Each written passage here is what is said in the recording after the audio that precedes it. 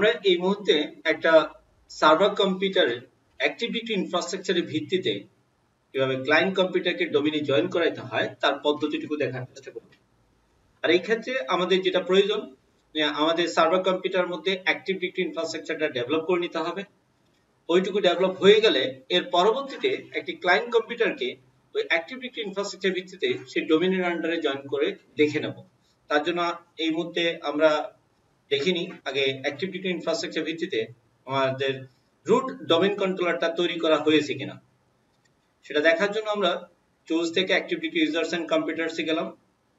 সেখানে গিয়ে আমরা দেখতে পাচ্ছি একটি ডোমেইন, সেই ডোমেইনের ইনফ্রাস্ট্রাকচার ভিত্তিতে সেই ডোমেইনটা হচ্ছে technews365.net এবং এই ডোমেইনের আন্ডারে অনেকগুলো কন্টেইনার আছে এবং এই ডোমেইন কন্ট্রোলারের আন্ডারে যে ক্লায়েন্ট কম্পিউটারটিকে আপনি জয়েন করাবেন সেই জয়েনকৃত কম্পিউটারটি চলে আসবে কম্পিউটারস নামক কন্টেইনারের মধ্যে। এই মুহূর্তে আমাদের কোনো কম্পিউটার বা ক্লায়েন্ট কম্পিউটার ডোমেইনে জয়েন করা নাই, তাই আমাদের কম্পিউটারস কন্টেইনারের মধ্যে কোনো ক্লায়েন্ট কম্পিউটারকে দেখতে পাচ্ছি না। তো আমরা চলি যে এবার আমরা দেখে নেওয়ার চেষ্টা করি এটা ডোমেইনে কিভাবে একটি ক্লায়েন্ট কম্পিউটারকে ডোমেইনে জয়েন করাইতে হয়। সেক্ষেত্রে আমরা এই স্ট্রাকচারটা এখানে থাকলো এবং এবার আমরা একটা ক্লায়েন্ট কম্পিউটারে যাচ্ছি।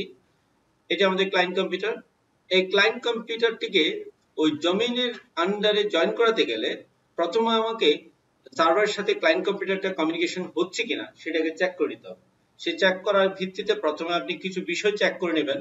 সেটা হচ্ছে কি কম্পিউটারে আইপি বসানো আছে কিনা, সেই আইপিটা বসানো আছে কিনা তা দেখার জন্য আমরা লোকাল এরিয়া কানেকশনে যাব, প্রপার্টিসে যাব, এরপর ইন্টারনেট প্রোটোকল ভার্সন 4 এ গিয়ে আমরা আইপিটা দেখে নিলাম। আমাদের ক্লায়েন্ট কম্পিউটার আইপিটা হচ্ছে 10.10.0.50 এবং তার এই ক্ষেত্রে ডিএনএস অ্যাড্রেসটা আমরা দিয়ে রেখেছি, অর্থাৎ আমাদের যে অ্যাক্টিভ ডিরেক্টরি ইনফ্রাস্ট্রাকচার ভিত্তিতে ডিএনএস কনফিগারটা করা আছে ডিএনএস সার্ভারটা, সেই ডিএনএস এর অ্যাড্রেসটা দিয়ে রাখবেন। এটা দেওয়া আছে। এরপর আমরা একটু চেক করে নেব ফায়ারওয়ালটা, উইন্ডোজ ফায়ারওয়ালটা। এই ক্ষেত্রে আমি উইন্ডোজ ফায়ারওয়ালটা অফ করে রেখেছি, কিন্তু রিয়েল এনভায়রনমেন্টের ভিত্তিতে আমাদেরকে ফায়ারওয়ালটি অন করে আমাকে কাজ করতে হবে। বাট আমি এই ক্ষেত্রে অন অফ করে রাখার একটাই কারণ হচ্ছে পিং কমিউনিকেশনটা প্রপারলি চেক করার জন্য। পরবর্তীতে আপনি চাইলে এটিকে অন করে দিতে পারেন। এবং আরো একটি কাজ আপনি চেক করে দেখবেন, সেটা হচ্ছে কি কম্পিউটারটির নামটি যেন সিম্পলিফাই করা থাকে।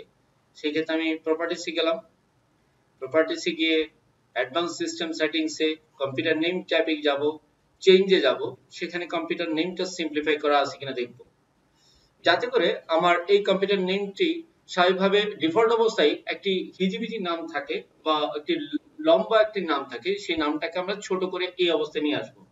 তো কোম্পানি টু কোম্পানি ভ্যারি করে আপনার ক্লায়েন্ট কম্পিউটার গুলো কি নামে পরিচালিত হবে। সেই অনুযায়ী আমি এখানে নাম দিয়েছি TN-CL1 অর্থাৎ ক্লায়েন্ট 1 এবং এটি বাই ডিফল্ট ওয়ার্কগ্রুপ টেকনোলজিতে আছে।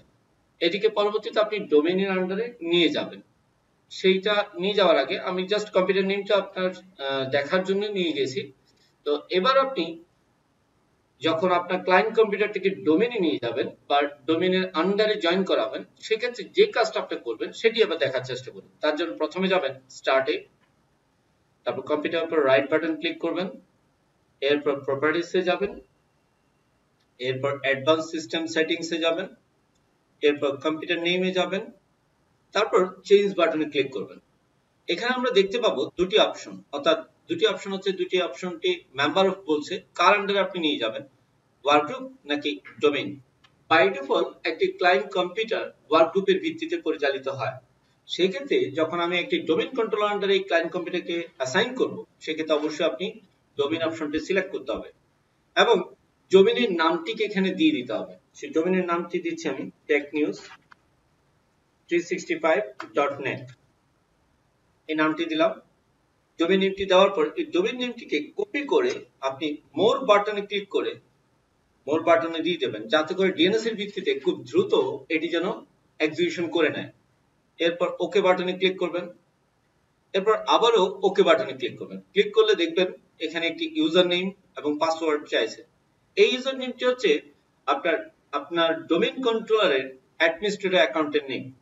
এই ক্ষেত্রে আমি আমার ডোমেইন কন্ট্রোলার অ্যাডমিনিস্ট্রেটর অ্যাকাউন্টের নামটা দিচ্ছি administrator@technews365.net, অর্থাৎ আমার technews365 ডোমেইন কন্ট্রোলার আন্ডারে আমি একে অ্যাড করতে চাই, এই জন্য তার ডোমেইন নেমটা সহ দিতে হবে। একই সাথে ডোমেইন অ্যাডমিনিস্ট্রেটর পাসওয়ার্ডটা দিতে হবে। আমি পাসওয়ার্ডটা দিচ্ছি। পাসওয়ার্ডটা দেওয়ার পর ওকে বাটনে ক্লিক করব। ক্লিক করলে আমরা দেখতে পাবো welcome to the technews360.net domain, অর্থাৎ এই মুহূর্তে আমাদের এই ক্লায়েন্ট কম্পিউটারটি ডোমেইনে জয়েন হয়ে গেল। ওকে দিব, এরপর আবারও ওকে দিব, অর্থাৎ এখানে বলছে you must restart your computer to apply this site changes. যে কোনো চেঞ্জ পরিবর্তন করতে চাইলে অবশ্যই কম্পিউটারটি রিস্টার্ট নেবে। আপনি ওকে দেন, এরপর ক্লোজ বাটন ক্লিক করেন, এরপর রিস্টার্ট নাও দিয়ে দেন। তাহলে এই ক্ষেত্রে আপনার ক্লায়েন্ট কম্পিউটারটি রিস্টার্ট হয়ে যাবে এবং পুনরায় সে রান করবে। আর এই জায়গায় এই ক্লায়েন্ট কম্পিউটারটি ডোমেইনে জয়েন হলো কিনা সেটা আমি দেখার জন্য সার্ভারে যাব। সার্ভারে গিয়ে যদি আমি কম্পিউটারস কন্টেইনার সিলেকশন অবস্থায় রিফ্রেশ বাটনে ক্লিক করি, তাহলে আমি দেখতে পারবো আমার ক্লায়েন্ট কম্পিউটারটি ডোমেইনে জয়েন হয়ে গেছে। অর্থাৎ এই ডোমেইন কন্ট্রোলার আন্ডারে এই ক্লায়েন্ট কম্পিউটারটি এই মুহূর্তে পরিচালিত হবে। অর্থাৎ আমি এখানে যদি কোনো ইউজার অ্যাকাউন্ট ক্রিয়েট করি, সেই ইউজার অ্যাকাউন্ট দিয়ে আপনার ক্লায়েন্ট কম্পিউটারের মাধ্যমে আপনি লগ ইন করতে পারবেন, যেহেতু আপনার ক্লায়েন্ট কম্পিউটারটি ডোমেইনের আন্ডারে পরিচালিত হচ্ছে। আর সেই বিষয়টি চেক করার জন্য হয়তো আমি একটা ওইউ ক্রিয়েট করে রাখবো, সেই ওইউর মধ্যে কিছু ইউজার ক্রিয়েট করে রাখবো এবং সেখানকার যে কোনো একটি ইউজার দিয়ে আমার ক্লায়েন্ট কম্পিউটার দিয়ে আমি কানেক্ট করতে পারি কিনা বা লগ ইন করতে পারি কিনা সেটা এখন একটু চেক করে দেখবো। তার জন্য পুনরায় আমি আবার চলে যাব আমাদের ক্লায়েন্ট কম্পিউটারে। ক্লায়েন্ট কম্পিউটারে গিয়ে আমরা দেখার চেষ্টা করব। ক্লায়েন্ট কম্পিউটারটি রিস্টার্ট হওয়ার পর পুনরায় আবার অন হবে। অন হওয়ার পর এবার আমি ক্লায়েন্ট কম্পিউটারে আমাদের ডোমেইন কন্ট্রোলার ইউজার দিয়ে এখন লগ ইন করার চেষ্টা করব। তার জন্য কন্ট্রোলটা ডেল দিব। ডেল দিলে আমাদের ইউজার অ্যাকাউন্টের সেকশনে চলে আসবে। আমি সুইচ ইউজার বাটনে ক্লিক করব, এরপর আদার ইউজার বাটনে ক্লিক করব এবং এখানে আমি ইউজারের নামটি লিখব। তো আমি এই মুহূর্তে আমাদের ডোমেইনে ক্রিয়েট করা যে ইউজারটি আছে সেটি লিখছি mahi@technews365.net এবং তার পাসওয়ার্ড দেব, এন্টার দিব।